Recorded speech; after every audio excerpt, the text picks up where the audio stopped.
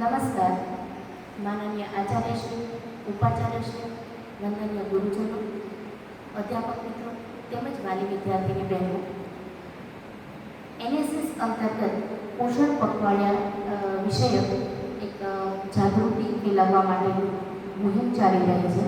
ત્યારે હું આપની સમક્ષ પોષણ એટલે શું અને પોષણનું મહત્વ શા માટે જરૂરી છે એ બાબતે એક વ્યાખ્યાન આપવા માટે આપણી સમક્ષ હાજર થઈ છું. તો સૌપ્રથમ ચાલો આપણે સમજીએ કે પોષણ એટલે શું. પોષણ એટલે આપણા શરીરને જીવન, તંદુરસ્ત અને શક્તિશાળી રાખવા માટે જરૂરી તત્વોનું સંતુલિત પ્રમાણમાં ભોજન મેળવવું. જ્યારે આપણે રોજિંદા ખોરાકમાં યોગ્ય પ્રમાણમાં દાળ, શાકભાજી, ફળો, દૂધ, અનાજ અને પાણી લઈએ છીએ ત્યારે એ આપણા શરીરને જરૂરી શક્તિ, વૃદ્ધિ અને પોષણ આપે છે. એ જ સાચું પોષણ. તો પોષણ છે એનું મહત્વ શું છે? શા માટે પોષણ લેવું જોઈએ? તો પોષણ છે એ રોગપ્રતિકારક શક્તિ માટે, શારીરિક અને માનસિક વિકાસ માટે, શીખવા અને ધ્યાન કેન્દ્રિત કરવા માટે, ભવિષ્યમાં ગંભીર રોગોથી બચવા માટે પોષણનું ખૂબ મહત્વ રહેલું છે. જો આપણે આમાં પોષક તત્વોની ખામી હોય તો આ પ્રકારના આપણે રોગ છે તો એ જોવા મળતા હોય છે. પછી વધુ પ્રમાણમાં પોષક તત્વો હોય તો પણ ઘણી તકલીફો જોવા મળતી હોય છે.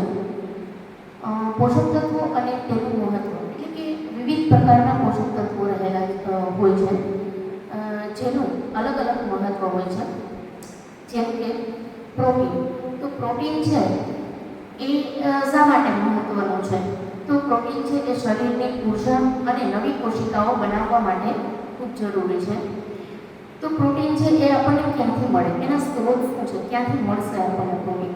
તો એ દાળ, દૂધ, દહીં, છોલા ભટૂરા છે, અંકુરિત દાણા છે, પછી પનીર છે, દૂધ અથવા દૂધની બનાવટો છે એમાંથી પ્રોટીન મળતું હોય છે. અને ફર્સ્ટ ક્લાસ પ્રોટીન ઈંડા અથવા તો જો આપણે ઈંડા ન ખાતા હોઈએ તો દાળ અને ચોખાના મિશ્રણથી ફર્સ્ટ ક્લાસ પ્રોટીન મળે છે.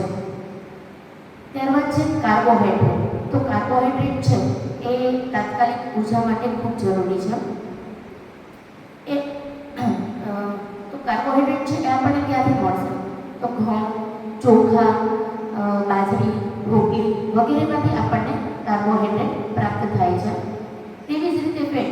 ઘણા લોકો એમ માને છે કે ફેટ છે એ થોડું જરૂરી હોય, એનાથી તો જાડા પણ ના આવે, પણ ઘણા કુપોષિત હોય અથવા તો પોષણ માટે એ ફેટનું પણ ખૂબ મહત્વ રહેલું છે.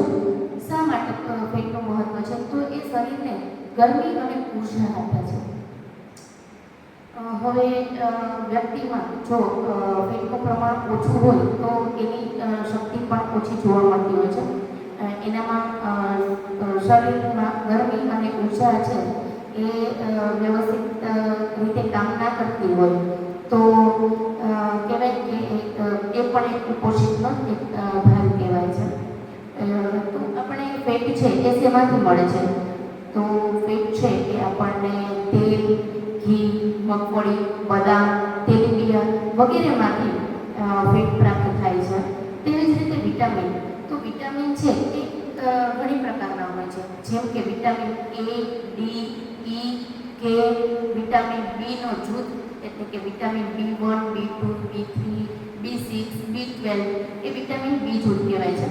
તો એ બધા વિટામિન્સ છે એનું પણ દરેક વિટામિનનું કાર્ય અલગ અલગ હોય છે. જેમ કે દ્રષ્ટિ માટે, ત્વચા માટે, હાડકા માટે, પાચન માટે, લોહી બનાવવા માટે, તો અલગ અલગ વિટામિન્સનું અલગ અલગ કાર્ય હોય છે. તો આપણને વિટામિન્સ છે કે ક્યાંથી પ્રાપ્ત થાય છે? તો વિટામિન્સ છે એ લીલા શાકભાજી, ફળો, દૂધ, ઈંડા, દૂધની બનાવટ છે એ બધામાંથી અલગ અલગ વિટામિન્સ પ્રાપ્ત થાય છે.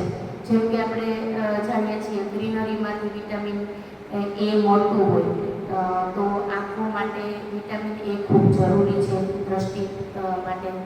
તો એવી રીતે ત્યારબાદ મિનરલ્સ છે. તો મિનરલ્સ એટલે શું? તો મિનરલ્સ એટલે જેમ કે આયર્ન છે, જેને આપણે લોહતત્વ તરીકે પણ જાણીએ છીએ. આયર્ન છે, કેલ્શિયમ છે, પોટેશિયમ છે, જે રક્ત નિર્માણ અને હાડકા માટે મહત્વપૂર્ણ છે. તો આપણને મિનરલ્સ છે એમાં આયર્ન છે, તો આયર્ન છે એ આયર્ન, કેલ્શિયમ, પોટેશિયમ કેમાંથી મળે? તો એ ક્યાંથી પ્રાપ્ત થાય? તો આપણે સૌ જાણીએ છીએ ખજૂર છે, દાળિયા છે, ગોળ છે, એ બધામાંથી આપણને પૂરતા પ્રમાણમાં પ્રાપ્ત થાય છે. દૂધમાંથી કેલ્શિયમ મળે છે. ત્યારબાદ છે ફાઈબર. તો ફાઈબર છે એ પણ પાચન માટે ખૂબ જરૂરી પોષક તત્વ છે. તો ફાઈબર છે એ આપણને ક્યાંથી મળશે? તો ફળ, શાકભાજી, ધાન્ય બધામાંથી આપણને ફાઈબર્સ મળે છે, જેને આપણે રેસાઓ તરીકે પણ ઓળખીએ છીએ. ત્યારબાદ છે પાણી. આપણે કહીએ ને કે પ્રોટીન, વિટામિન્સ, ફાઈબર, પછી મિનરલ્સ, એ બધાનું આખું એક શબ્દ જૂથ હોય છે, પોષક તત્વોનું શબ્દ જૂથ હોય છે. એમાં સાતમું છે પાણી. તો પાણી છે એનું મહત્વ તો આપણે સૌ જાણીએ છીએ કે પાણી છે એ આપણા શરીર માટે કેટલું જરૂરી હોય છે. પણ શું જરૂરી, કઈ રીતે જરૂરી છે એ વિશે કદાચ કોઈ જ જાણતું હોય. તો શરીરમાંથી ઝેરી તત્વોને દૂર કરવા અને કોશિકાઓના કાર્ય માટે પાણી ખૂબ જરૂરી છે.